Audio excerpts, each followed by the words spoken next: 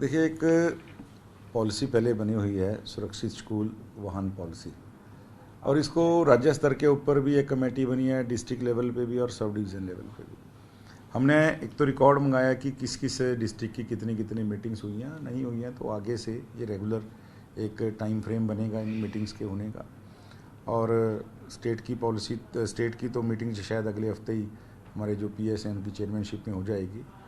और कुछ सुझाव भी मैंने अधिकारियों को दिए हैं। माननीय सुप्रीम कोर्ट का जो गाइडलाइन थी सीसीटीवी कैमरा की, स्पीड गवर्नर को लेके, वो सारे तो इम्प्लीमेंट हो ही हों।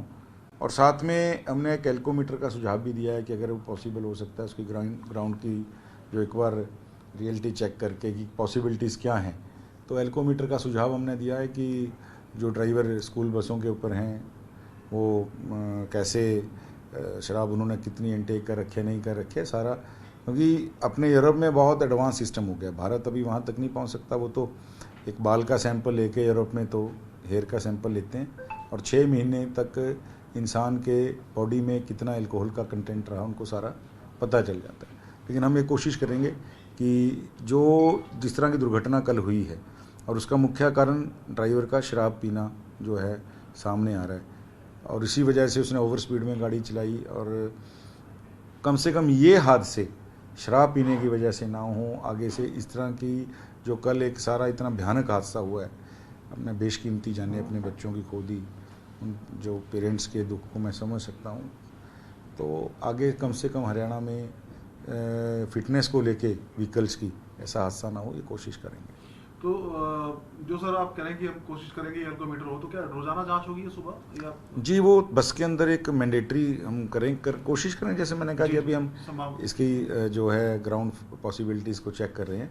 तो होगी तो रोजाना ही होगी, वरना उसका कभी ऐसा तो कुछ नहीं। हाँ, सरप्राइज़ विजिट कोई भी करे अधिकारी, वो बात अलग है, सरप्राइज चेकिंग भी होगी, लेकिन एक लॉगबुक बने उसकी हमारी कोशिश है कि जो रोज़ की एल्कोमीटर के आधार के ऊपर कि इसने इनटेक कर रखी है नहीं कर रखी है। हम अक्सर देखते हैं सर, जब कोई हादसा होता है तो उसके बाद कुछ जांच भी होती है, लेकिन फिर वो सब कोई उसको भूल जाता है। तो ये रेगुलरली अक्सर ये देखा गया है कि ये स्कूल बसें नियमों का पालन नहीं करती हैं, स्पीड गवर्नर की बात हो या सुरक्षा के दूसरे मानकों होते नहीं। तो सर इसको कैसे इंश्योर किया आज मीटिंग ली आपने? मैं इंश्योर करूँगा कि कम से कम आगे से जो भी पॉलिसी बने,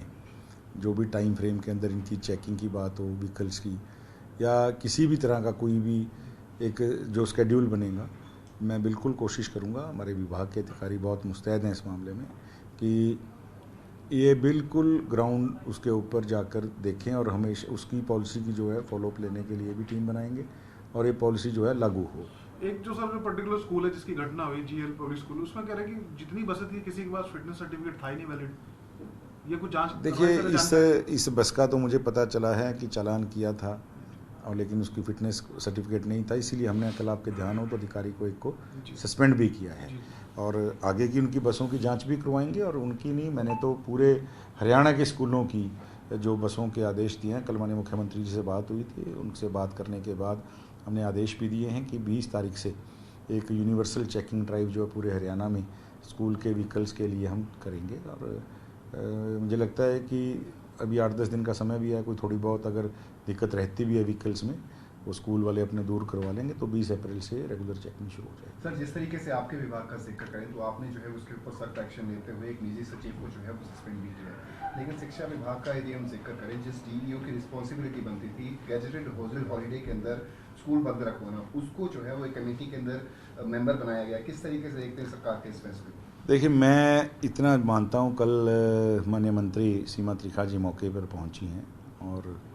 वो स्वयं अध्यापिका भी रही हैं और एक बीइंग लेडी, और मुझे लगता है कि भाई वो दुख भी समझती हैं ग्राउंड रियलिटी पे चीज़ का, और बहुत सक्रिय मंत्री के नाते, जितना कि मैं उनके कार्यकाल को सीपीएस के नाते, विधायक के नाते देखा है, ऐसा नहीं है कि डीओ की रिस्पॉन्सिबिलिटी बनती है और उसको छोड़ दिया गया। इसके सारे पहलुओं की जांच करने के लिए कमेटीज़ बनी है। मैंने जिस तरह अपने विभाग की एक कमेटी बनाई है, स्कूल शिक्षा विभाग ने भी एक कमेटी बनाई है, और निश्चित रूप से जो भी इसमें दोषी पाया जाएगा वो कोई बचेगा नहीं। स्कूल का ओनर हो, कोई अधिकारी हो,